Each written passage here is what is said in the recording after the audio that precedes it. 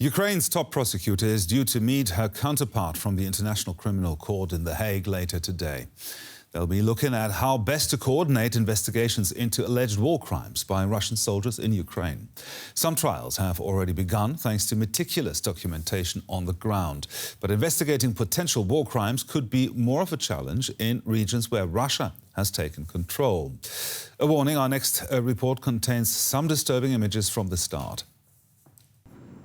Images that no one should have to see. Civilians strewn across a street in Bucha. The immediate aftermath of a strike on a maternity hospital in Mariupol.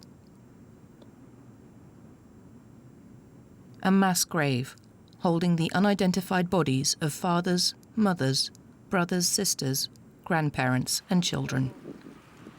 After Ukrainian fighters pushed Russian forces back from towns and villages they'd occupied, evidence of atrocities began to pile up. All being documented by human rights groups, Ukrainian officials and journalists on the ground. Now, almost 2 months later, Ukraine's prosecutor general says investigations are underway into well over 10,000 suspected war crimes, ranging from pillaging and looting, rape and summary execution, to indiscriminate bombing of civilian infrastructure.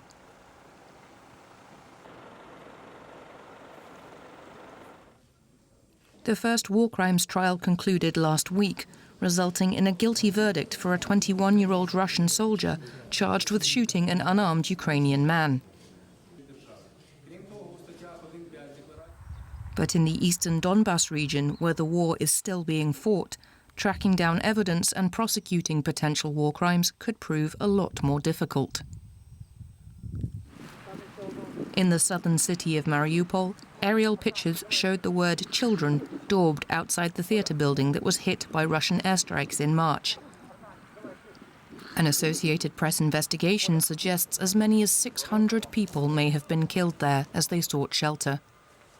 Ukraine says Russia knew it was a civilian target. Now Mariupol is in Russian hands, and an independent investigation at the site has been impossible. Exactly who and how many people died there may never be known.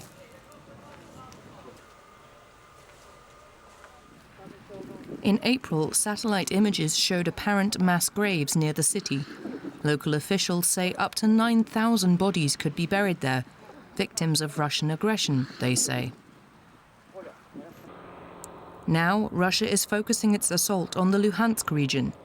The fear is if more towns and cities fall under Russian control, the harder it will become to investigate potential war crimes and hold anyone there to account. Earlier, I spoke to Hugh Williamson from Human Rights Watch in Berlin, and I asked him how long it could actually take to investigate the thousands of suspected war crimes in Ukraine. Good morning, and thanks for having me. I certainly hope so. Obviously, it's difficult to estimate how long it's going to take. It's important that investigations teams have already started. As you heard in your report, the Ukrainian prosecutor's office is busy with this issue.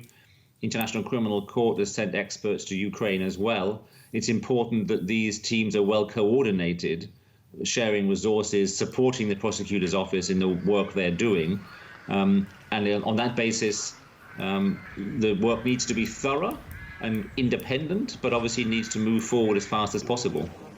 So what are the problems that investigators are confronting right now while they're collecting evidence of potential war crimes?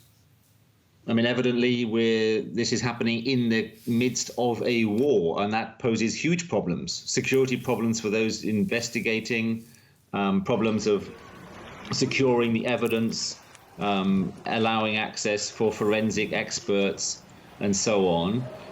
Ukrainian authorities are obviously extremely stretched, and therefore they do need support from other prosecution teams and so on. Other European countries have also sent teams to Ukraine, so resources are an important point, but also independence is a vital point as well. Ukraine is in the middle of a war, and therefore a sense of sort of national pride and anti-Russian sentiment is obviously strong. Nevertheless, the prosecutor's office needs to assess things through the judicial lens and make sure that trials are free and fair, which is a challenging task for them in a war situation, but it's absolutely vital for that to happen if the results and the verdicts are to be seen as credible in the longer term. Now, we see more and more evidence of alleged war crimes in regions that Russian troops have left. Should we expect any investigations to take place in the areas still held by the Russians?